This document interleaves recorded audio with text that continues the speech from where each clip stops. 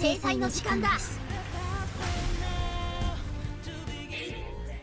everybody, and welcome back. Today we're going to be talking about Persona 5, The Phantom X. Is this video a year or two late? Yes. Did I think that I made a video about this game? Also yes. But it gave me some time to actually sit down and really think about the appeal of this game. Now, I know the whole mobile or gacha titles are just in ill taste of some people. However, I do think that if done right, and if you have enough resources to actually enjoy everything throughout the game, then you have yourselves a winner. And Persona 5, The Phantom X, we're just going to call it The Phantom X from now on, as well as other titles like Arknight's Enfield, Wuthering Waves, and even the newest release that I had talked about, NTE, also have the qualities that make it a playable game without making it feel like it's play to win. With a very rich story, interesting characters, and a unique way to go about unlocking personas or filling your compendium, or even substituting certain things to fulfill time. In other words, like your social links, you still have something similar. It's just not as grounded as social links were. So in other words, leveling out your persona would hinge on how well that social link was in tune to your character. So like say you're friends with the bookstore owner in Persona 3, then your Hierophant link would be higher, giving you more XP. They do this differently, obviously to alleviate the time aspect, and also to just make the quality of life better, because everything's tracked in a standard RPG. So like you're tracked to a certain section. Okay, you'll get this far and be able to do this, this, and this, or you'll be able to unlock this, this, or that. So for this, they account for all of that, as well as giving you amenities that are very well quality of life and very well persona related. I have not had an issue with this game. I have not really been, oh, I don't want to play it, or what may have you. I did restart it for the sake of this video, so I was a lot further in my actual mobile playthrough of this game.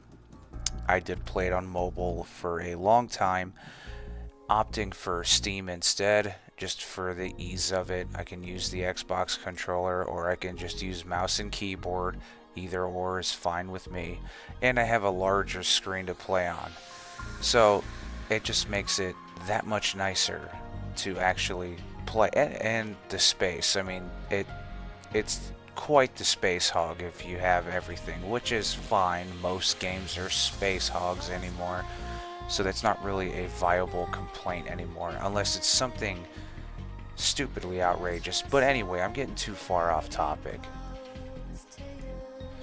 What I wanted to say was the quality of life features are widely appreciated, as well as just virtually fluid, if that makes sense. Everything feels fluid. Everything about this game feels like a natural release, if that makes sense.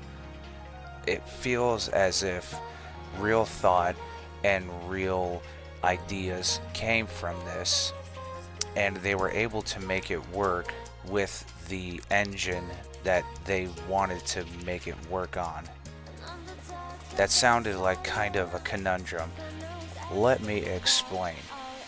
So, instead of it being a full RPG game, you have the RPG element, the battling system is the same, the compendium system is similar, but you can still have the free range of the mobile gacha games, the way that they all work.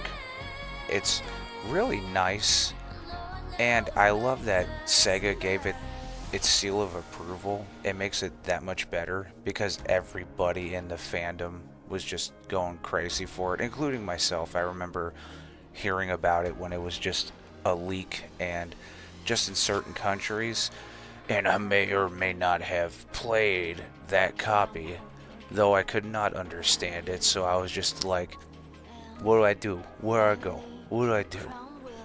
Now, because they had to freelance and make some ideas more apt to be with the free roaming aspect, you do get some storylines that are kind of meh, like the whole first section being about a subway pusher, but I do think that the storyline and how it engages with the other characters and the characters you meet across the way are very interesting. I also like the idea that for certain characters that aren't a part of like your friends or confidants, say, are still able to be, so your summons, okay, your summons of characters, like when you summon a character, instead of it being that actual person, what it is a facet of their heart because they support the Phantom Thieves. So like what their attribute would be to help out, it's almost like what their destined Phantom Thief side would be without showing it. It's pretty cool. And also another idea that I thoroughly did enjoy was the idea of overclocking. So you can overclock certain things in this game, such as personas, gear, and certain equipments. And what that does is it ranks it up so that this way it levels with you. So like instead of being like, oh well, this is only getting me so far, you can break the rank and rank it up. So that this way, if you want to take more time to actually fish out which gear you want, you have that available to you, which is nice. It's real nice, and it's real easy to source any material that you need. Stupidly easy. Once you unlock mementos, everything is just nice and easy. You have so many options to go through. You have so many things that you can do. If you're missing personas in the compendium, or you're looking for stuff to fuse, or you're looking to fill certain spots, it's really, really easy to come across certain things. Now, I do like myself some alternate reality stuff, some stuff that could or could not have happened, you know, non-canon stuff. And that's basically what this game is. It's stuff that could be considered canon if you want it to be, but it's not really. And it's a really interesting twist on the main story and everything in itself. I don't want to give out too much, just play the game. It's literally free, and you can literally just pour hours into it without having to do much of anything. You can just scope through and do whatever you want. It's really nice. And also for leveling up, it's really nice because you can just feed your teammates like EXP. You can just give them little tablets and they'll level up, okay? The only experience that you have to worry about is for the main character, but you can have everybody be above the main character by a rank. So say your cap is 40 and your character's at 32. Everyone else in your party could be at 40 while you're at 32. This way, if you're like struggling or whatever, you at least have a full party giving full swing and full attack to wherever you're at to get you ahead and get you situated. The rewards in this game also, you are going to be constantly checking your phone as far as in-game to literally open up rewards. Like it is just constant. Like you'll do something, reward, which gives you gems, which you can then redeem at the Gacha stage, where you can summon more characters, summon personas, summon weapons, and it's really inexpensive for the amount of gems that you need to actually, you know, buy the character or whatever. Like you don't need to just pour physical money in order to actually have a chance. Your chances are actually pretty good. I've gotten real lucky. I've gotten multiple duplicates of 5-star characters, and it's been really nice, and it doesn't feel like a drag to do it either. So I really do like the fact that the pull rate seems consistent and fair, and I also like how inexpensive it is, that if you don't have tokens, or in this case cards, then you can use the gems, but it's not super out of range. So with that being said, the combat feels just like it does in Persona. The adventuring aspect of it feels like Persona. As a matter of fact, it feels more expanded because you're not limited to what bonds you can and cannot have, and there's not a set schedule, meaning you can just go through and do what you want day to day. So if you want to spend a lot of time pouring into your social stats before you do anything else, you can do that. There's no time limit.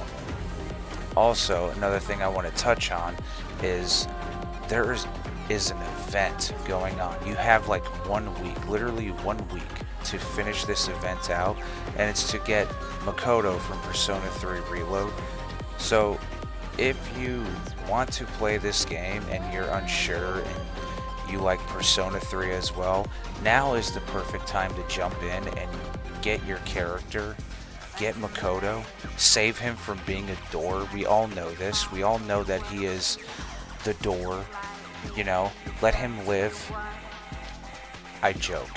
Anyways, in all honesty, it is a good, solid option.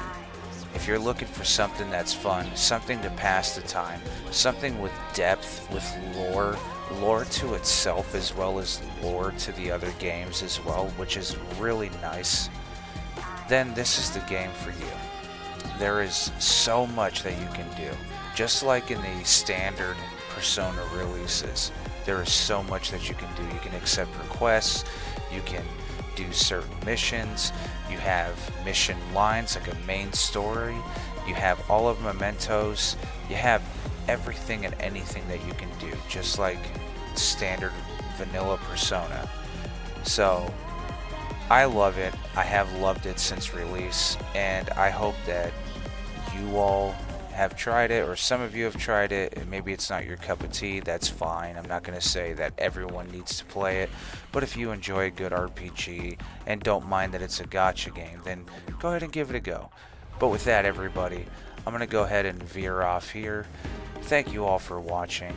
I appreciate you all, and 1K gang, let's go.